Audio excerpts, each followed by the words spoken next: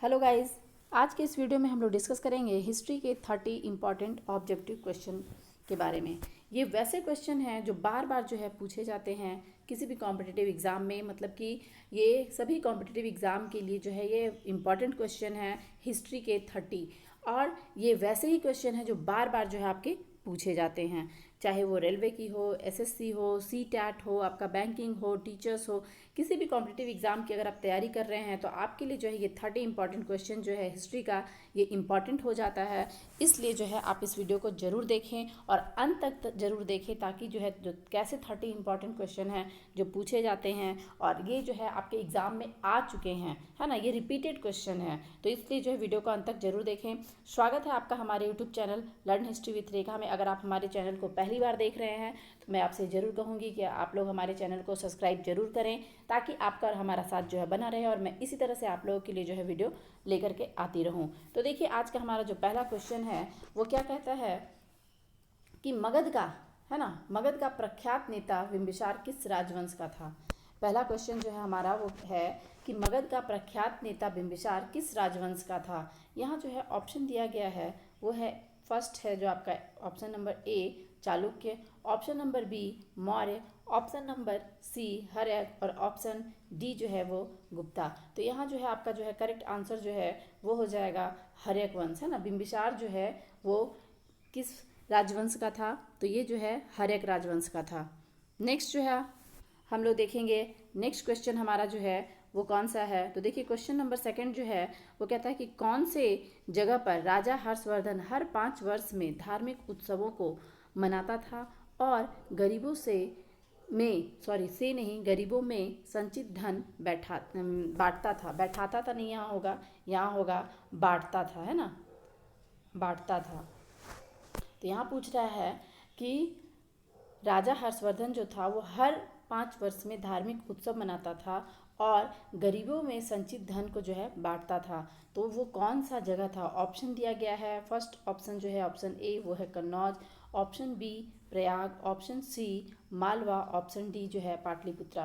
तो यहाँ जो है आपका करेक्ट आंसर जो है वो क्या हो जाएगा, तो करेक्ट आंसर जो है वो प्रयाग होगा। यहाँ बैठता नहीं, यहाँ बांटता होगा, है ना, बांटता।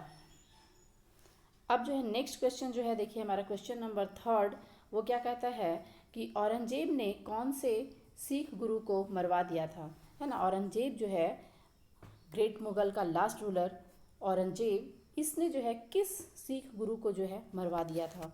ऑप्शन यहाँ जो है आपका गुरु अंगद, गुरु तेग बहादुर, गुरु हरकिशन, गुरु गोविंद सिंह। तो यहाँ पे जो है फ्रेंड आपका जो है करेक्ट आंसर जो है वो हो जाएगा ऑप्शन बी गुरु तेग बहादुर, है ना। गुरु तेग बहादुर जो है ये सिख धर्म के 9वें गुरु थे और ये गुरु गोविंद सिंह के पिता भी थे और इन्हीं की मृत्यु जो है ये औरंगजेब ने करवा दी थी। क्यों करवाई थी, क्योंकि औरंगजेब चाहता था कि गुरु तेग बहादुर जो थे वो जो है इस्लाम धर्म को जो है कबूल करे, और इन्होंने जो है मरते दम तक इस्लाम धर्म को कबूल नहीं किया।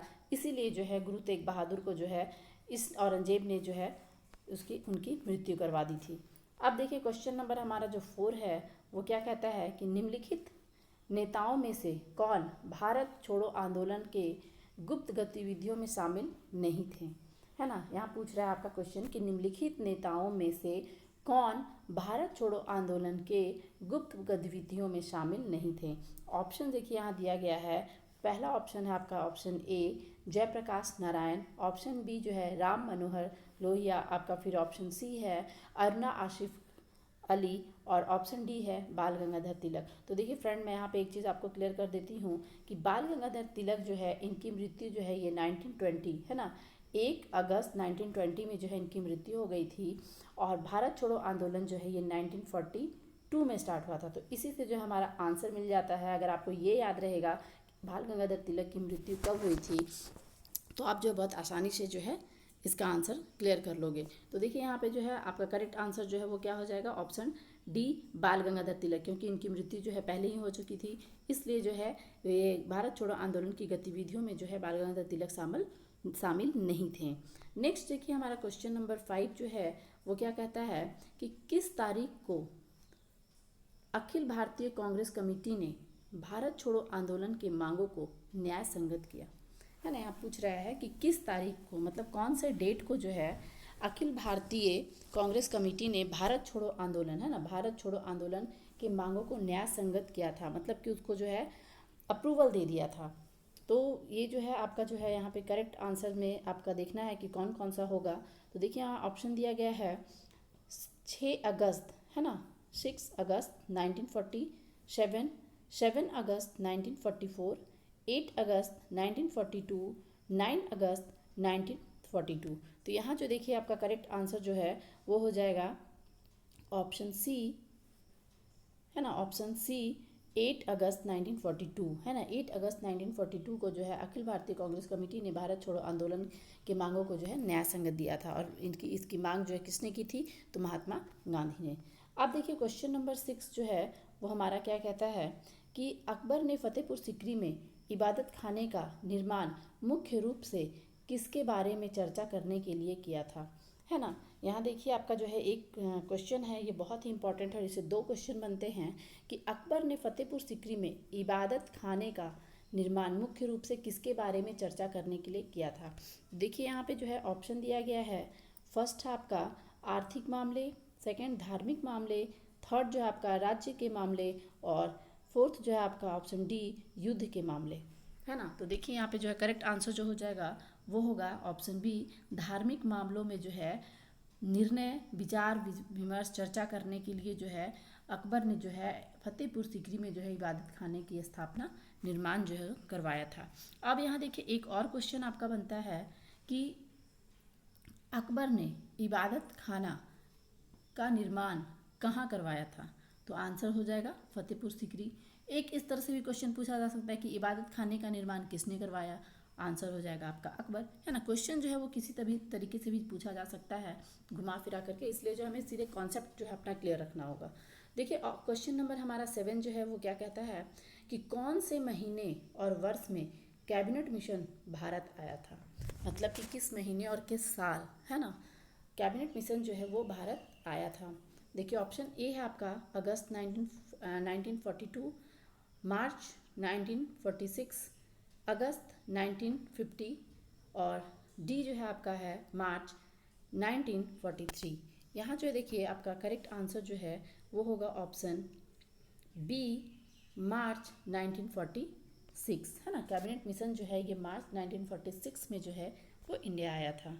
अब देखिए हमारा नेक्स्ट जो है क्वेश्चन नंबर 8, ये है आपका, इसमें क्वेश्चन क्या पूछा गया है कि बक्सर की लड़ाई के दौरान मुगल शासक कौन था, है ना। बक्सर का जो युद्ध हुआ था उस समय जो है मुगल शासक कब था। तो यहाँ देखिए एक क्वेश्चन है कि बक्सर की लड़ाई कब हुई, तो यहाँ क्या हो जाएगा आंसर आपका 1764 में, है ना, 1764 में बक्सर की लड़ाई हुई थी। तो अब इसमें पूछ रहा है कि मुगल शासक उस समय कौन था। ऑप्शन दिया गया है आपका शाह आलम सेकेंड, बहादुर शाह, जहांदार शाह, मोहम्मद शाह। तो यहाँ देखिए आपका करेक्ट आंसर जो है वो हो जाएगा option A, Shah Alam second जो है जिस समय बक्सर की लड़ाई हुई थी उस समय वो मुगल साम्राज्य का शासक था। क्वेश्चन नंबर 9 जो है हमारा वो देखिए क्या है कि निम्नलिखित में से, क्वेश्चन नंबर 9 है कि निम्नलिखित में से किसने ब्रह्म समाज शुरू किया था, है ना, निम्नलिखित में से किसने ब्रह्म समाज शुरू किया था।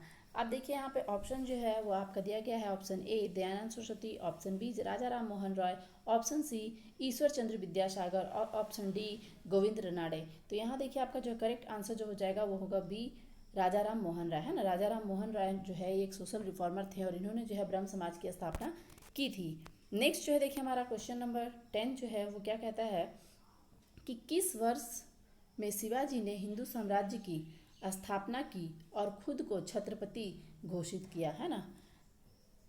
मतलब किस वर्ष किस साल शिवाजी जो है वो एक हिंदू साम्राज्य की स्थापना करते हैं और उनका राज्याभिषेक होता है और वो खुद को जो है छत्रपति घोषित करते हैं, मतलब कि छत्रपति की उपाधि धारण करते हैं। तो यहाँ देखिए आपका जो है दिया गया ऑप्शन में वो ईयर है कौन कौन सा, उसे अब हम लोग देखेंगे। तो देखिए ऑप्शन ए है 1673, 1674, 1675 और 1676। यहाँ जो है आपका देखिए करेक्ट आंसर जो हो जाएगा वो होगा बी, 1674 है ना। 1674 में जो है शिवाजी जो है वो हिंदू साम्राज्य की स्थापना करते हैं और खुद को छत्रपति घोषित करते हैं, मतलब छत्रपति की उपाधि धारण करते हैं। और दुर्भाग्यवश जो है ये 1680 में जो है इनका डेथ हो जाता है, मतलब कि सिर्फ जो है 6 साल तक जो है ये शासन कर पाते हैं। अब जो है देखिए हमारा क्वेश्चन नंबर 11 जो है वो क्या है कि लॉर्ड डलहौजी ने किस अवधि के दौरान भारत में कार्य और शासन किया था, है ना। मतलब यहाँ सीधा सीधी जो है पूछा जा रहा है लॉर्ड डलहौजी का कार्यकाल क्या था। तो यहाँ देखिए आपका जो है ऑप्शन जो है वो दिया गया है कि 1833 टू 1844, 1848 टू 1856, 1866 टू 1876, 1858 टू 1867। अब देखिए यहाँ जो है लॉर्ड डलहौजी के बारे में पूछा गया है, तो ऑप्शन जो है यहाँ पे जो हो जाएगा आपका ऑप्शन बी 1848 टू 1856, है ना। 1856 में जो है लॉर्ड डलहौजी का इसका जो है कार्यकाल समाप्त होता है और 1857 में जो है आपका भारत छोड़ो आंदोलन नहीं, आपका जो 1857 की क्रांति जो है वो होता है। और कहा जाता है कि उसके पीछे कहीं ना कहीं रिस्पॉन्सिबल जो है वो लॉर्ड डलहौजी ही था। तो लॉर्ड डलहौजी पे जो है मैं एक स्पेशल जो है उसकी पूरी हिस्ट्री पे जो है एक वीडियो बना रखी हूँ, आपको लिंक जो है डिस्क्रिप्शन बॉक्स में मिल जाएगा। और लॉर्ड डलहौजी के द्वारा जो पॉलिसियाँ अपनाई गई थी उस पर भी जो है आपको वीडियो मिलेगा हमारे इस चैनल पे। और मैं आपसे जो है ये रिक्वेस्ट करती हूँ कि आप उस चैनल पे जा करके आप उस वीडियो को देखें ताकि आपके लॉर्ड डलहौजी से रिलेटेड जितने भी कॉन्सेप्ट जो हैं वो क्लियर हो सकें। तो देखिए अब हमारा जो नेक्स्ट क्वेश्चन है वह क्वेश्चन नंबर 12, वो क्या कहता है कि किस वर्ष अकबर ने उलेमान के प्रमुखता पर अंकुश लगाने के लिए मजहर नामे की घोषणा की, है ना। देखिए अकबर जो है, जैसे हम लोग हिस्ट्री पढ़ते हैं तो स्पेशली जो है इस्लाम जब से इंडिया में स्टार्ट हुआ था, तो दिल्ली सल्तनत हो या फिर मुगल एम्पायर हो, उसमें जो है उलेमान जो होते थे वो बहुत ही पावरफुल होते थे, है ना। ये जो रिलीजियस मैटर में जो है इनको जो है बहुत अधिक पावर दिया गया था और ये किसी भी तरीके का जो रिलीजियस मैटर में जो है ये डिसीजन ले सकते थे। लेकिन अकबर के शासनकाल में अकबर क्या करता है कि इनकी प्रमुखता पर, मतलब कि इनको जो पावर दिया गया था उस पर अंकुश लगाने के लिए, उस पर रोक लगाने के लिए उसने जो है मजहर की घोषणा करता है ना। मजहर क्या था, तो मजहर में था कि अकबर का कहना था कि किसी भी तरह का अगर कोई मैटर है, रिलीजियस मैटर हो या किसी भी तरह का मैटर हो, तो उस पर जो है जो भी फैसला होगा वो मेरा होगा और जो भी डिसीजन लेना होगा वो मैं लूँगा, है ना। उलेमान जो है उसमें इंटरफेयर नहीं कर सकते हैं, ये एक मजहर था। अकबर पे भी जो है मैं एक वीडियो जो है स्पेशली जो है उसके लाइफ से बना रखी हूँ और जो है उसकी रिलीजियस पॉलिसी, उसके जो है आपके जो है राजपूत पॉलिसी, सब सारे जो है से के जो वीडियो हैं आपको जो हमारे डिस्क्रिप्शन बॉक्स में उसका लिंक जो है मिल जाएगा और आप हमारे चैनल पे जा करके जो है आप इससे रिलेटेड वीडियो जो है देख सकते हैं। तो देखिए मजहर की घोषणा जो है अकबर ने कब की थी, तो यहाँ देखिए ऑप्शन दिया गया है 1554, 1565, 1567 और 1579। तो यहाँ देखिए आपका जो है करेक्ट आंसर जो हो जाएगा वो होगा 1579, ऑप्शन डी, है ना। 1579 स्टार्टिंग में जब ये मजहर की जब घोषणा की हुई थी तो ये जो है अकबर जो है बहुत ही कंसर्न था, है ना। ये जो है जितने भी तरह का जो डिसीजन लेना होता था ये खुद देता था, क्योंकि ये जो है क्या चाहता था कि उलेमान जो थे उनके प्रमुखता पर जो है ये अंकुश लगाना चाहता था, रोक लगाना चाहता था, मतलब कि सीधा कह सकते हैं कि उनकी मनमानियों पर। अब देखिए क्वेश्चन नंबर 13 जो है वो हमारा क्या कहता है कि चंद्रगुप्त द्वितीय की शासन की अवधि क्या है ना। चंद्रगुप्त विक्रमादित्य जो थे, जिन्होंने विक्रमादित्य की उपाधि धारण की थी, चंद्रगुप्त द्वितीय, इनका जो शासनकाल जो था वो कब से कब तक था। ऑप्शन देखिए यहाँ पे दिया गया है 340 टू 370, 380 टू 414, 200 टू 260, है ना, 260, फिर है 100 टू 154, है ना। ये सब जो है आपका इसमें जो है पूछा गया है कि इनका जो है कार्यकाल कब से कब तक था। तो यहाँ जो है आपका ऑप्शन जो होगा वो बी सही होगा कि 380 टू 414, है ना। 414 जो है इनका कार्यकाल था चंद्रगुप्त विक्रमादित्य का, चंद्रगुप्त द्वितीय, और ये विक्रमादित्य के नाम से जाने जाते हैं क्योंकि इन्होंने विक्रमादित्य की उपाधि धारण की थी। अब हम लोग देखेंगे हमारा क्वेश्चन नंबर 14।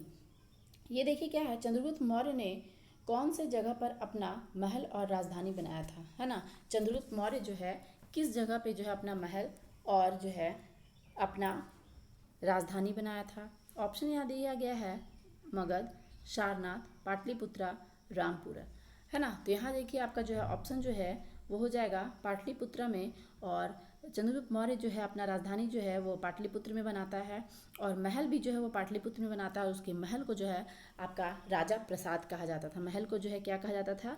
राजा प्रसाद, है ना, राजा प्रसाद। अब देखिए हमारा क्वेश्चन नंबर 15 जो है वो क्या है कि कृष्णदेव राय किस राजवंश के थे, है ना। यहाँ जो है देखिए बहुत ही इंपॉर्टेंट क्वेश्चन है। कृष्णदेव राय के बारे में हम लोग सुनते हैं, ये विजयनगर साम्राज्य से के जो हैं बहुत ही जो है पावरफुल रूलर हैं। और इनके बारे में पूछ रहा है कि इनका जो है राजवंश जो है वो कौन कौन सा था। तो देखिए विजयनगर साम्राज्य में जो है ये चारों वंश जो है शासन किया था, है ना। अब इसमें से कौन सा वंश जो है वो कृष्णदेव राय का है, इसे हमने जानना है। तो देखिए ऑप्शन ए जो है वो है संगम, ऑप्शन बी जो है तुलुवार, ऑप्शन डी है अरविडू, और ऑप्शन डी जो है सुलुवर। इसमें जो है देखिए आपका करेक्ट आंसर जो होगा ऑप्शन बी होगा। तुलुवा डायनेस्टी से जो है ये कृष्णदेव राय जो है बिलोंग करते थे, ये इसी राजवंश के थे।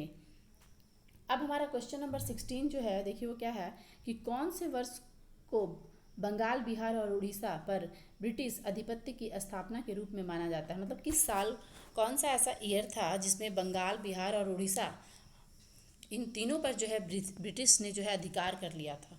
तो यहाँ जो है देखिए आपका ऑप्शन दिया गया है 1763, 1744, 1765 और 1766। तो यहाँ जो है करेक्ट आंसर जो है वो होगा आपका 1765, है ना। 1765 में जो है बंगाल, बिहार और उड़ीसा तीनों पे जो है ब्रिटिश का जो है आधिपत्य हो गया था, और ये बैटल ऑफ बक्सर के बाद हुआ था, है ना। इन तीनों जगह की दीवानी जो है ये मुगल बादशाह जो था आपका शाह आलम टू, ये जो है इनकी दीवानी जो है वो किसे दे देता है? ब्रिटिश को दे देता है, और ये तीनों जो है ब्रिटिश के कंट्रोल में आ जाता है।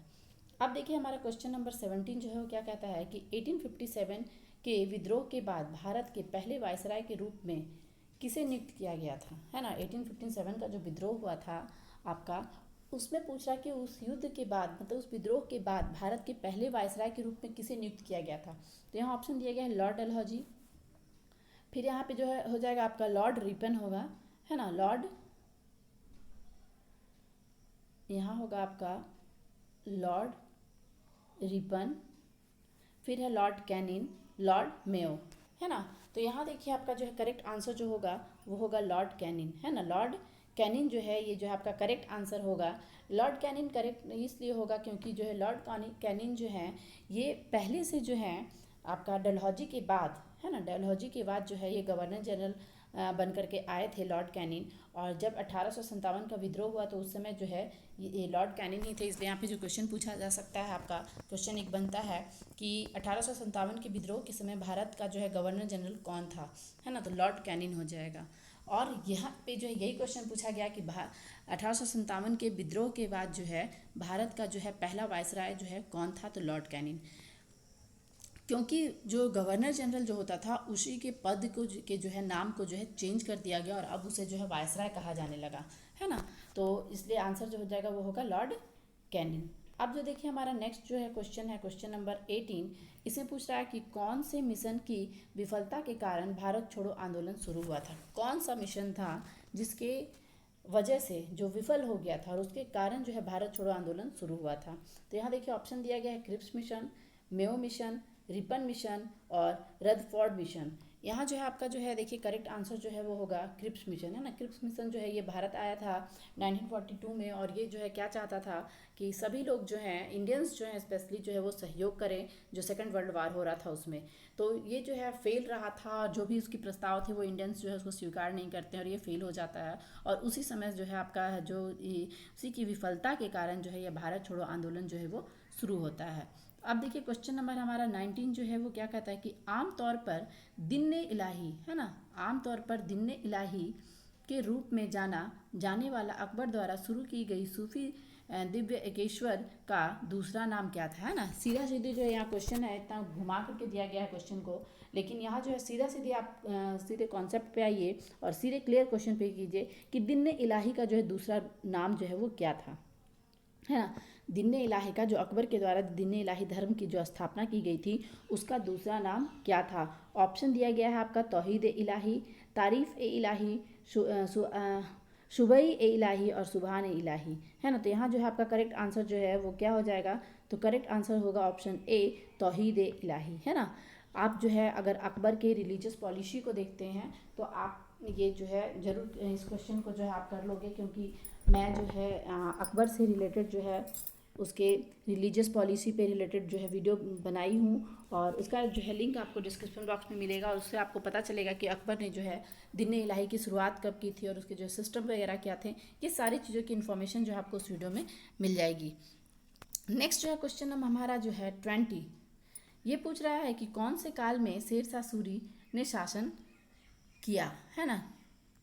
यहाँ जो होगा कि कौन से काल में शेरशाह सूरी ने शासन किया, तो यहाँ देखिए आपका ऑप्शन दिया गया है 1582, 1585, 1542, 1545, 1562, 1565, 1517 टू 1575।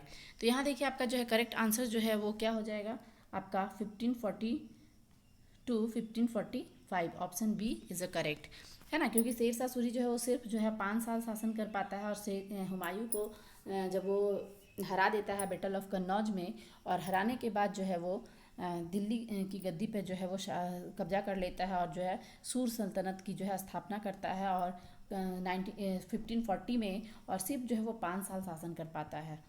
अब देखिए हमारा क्वेश्चन नंबर नेक्स्ट जो है 21, वो क्या कहता है कि रत्नावली, नागानंदा, प्रियदर्शिका जैसे प्रसिद्ध साहित्य कृतियों के लेखक कौन है ना। यहाँ ऑप्शन दिया गया है बाण भट्ट, हर्षवर्धन, कालिदास, अमर सिंह। यहाँ जो है आपका देखिए करेक्ट आंसर जो होगा वो होगा हर्षवर्धन, है ना। ये रत्नावली, नागानंदा, प्रियदर्शिका, ये सब सारे जो है साहित्य जो है इसकी रचना जो है हर्षवर्धन ने किया था। अब देखिए हमारा नेक्स्ट क्वेश्चन जो है क्वेश्चन नंबर 22, इसमें पूछ रहा है कि शिवाजी द्वारा अपने प्रशासन के में कितने मंत्री मुख्यमंत्रियों के रूप में नियुक्त किए गए थे। अब देखिए यहाँ पे जो है आपका ऑप्शन दिया गया है 6, 7, 8, 9। तो यहाँ जो है करेक्ट आंसर जो है वो होगा कि सी जो है 8, है ना, जिसे अष्टप्रधान भी कहा जाता था। अष्टप्रधान से रिलेटेड भी आपको जो है हमारे चैनल पे जो है आपको वीडियो देखने को मिलेगा, और उसमें जो है कौन कौन से अष्टप्रधान थे, उन्हें क्या कहा जाता था, मतलब कि आपके सारा इन्फॉर्मेशन जो है आपको उस वीडियो में मिल जाएगा। तो मैं रिक्वेस्ट करूँगी कि आप जो है ज़रूर उस वीडियो को देखें, और पूरे डिटेल में जानने को आपको जो है वो मौका मिलेगा। देखिए अब क्वेश्चन नंबर हमारा जो 23 है वो क्या कहता है कि निम्नलिखित में से कौन सा भारत में आज़ादी से पहले का नारा नहीं था, है ना। यहाँ पूछ रहा है कि निम्नलिखित में से कौन सा भारत में आज़ादी से पहले का नारा नहीं था ना। आज़ादी के पहले जो नारे दिए जाते थे उसके पहले का नारा जो है वो कौन सा नहीं था। तो ऑप्शन यहाँ देखिए दिया गया भारत छोड़ो आंदोलन, करो या मरो, इनकलाब जिंदाबाद, जय जवान जय किसान, है ना। तो यहाँ जो है आपका करेक्ट आंसर जो है वो क्या हो जाएगा, जय जवान जय किसान, है ना। करेक्ट आंसर जो है वो क्या होगा, जय जवान जय किसान। ये जो है आज़ादी के बाद जो है ये नारा दिया गया था, और किसके द्वारा दिया गया था, तो लाल बहादुर शास्त्री के द्वारा। अब देखिए हमारा जो क्वेश्चन नंबर 24 जो है ये क्या है कि भारत में निम्नलिखित सुधारों में से कौन सा लॉर्ड डलहौजी द्वारा शुरू नहीं किया गया था, है ना। इसमें जो है कुछ जो है सुधार के बारे में दिया गया है कि कौन सा सुधार कार्य जो है वो लॉर्ड डलहौजी नहीं किया था। तो ऑप्शन दिया गया है पहला हवाई मार्ग, पहली रेल लाइन, पहले इलेक्ट्रॉनिक टेलीग्राफ लाइन, और डाक सेवा। तो इसमें जो है आपका करेक्ट आंसर जो है वो होगा पहला हवाई मार्ग, है ना। ये सब रेल लाइन हो गया, आपका टेलीग्राफ, डाक सेवा, सब सारे की शुरुआत जो है लॉर्ड डलहौजी ने अपने शासनकाल में की थी। अब देखिए हमारा क्वेश्चन नंबर 25 जो है क्या पूछ रहा है कि इलाहाबाद संधि को रॉबर्ट क्लाइव एक पक्ष पर और दूसरे पक्ष पर निम्नलिखित में से किसके बीच किया गया था, है ना। इलाहाबाद संधि जो है जो हुआ था उसमें एक तरफ ब्रिटिश की तरफ से रॉबर्ट क्लाइव था, तो अब दूसरे पक्ष में जो है कौन कौन थे। अब देखिए यहाँ पे जो है ना ऑप्शन में दिया गया है शाह आलम सेकेंड और शुजाउद्दौला, शाह आलम फर्स्ट और सैफुद्दौला, शाह आलम फर्स्ट और सिराजुद्दौला, शाह आलम थर्ड और सिराजुद्दौला। तो यहाँ जो है देखिए आपका ऑप्शन ए जो है वो सही हो जाएगा।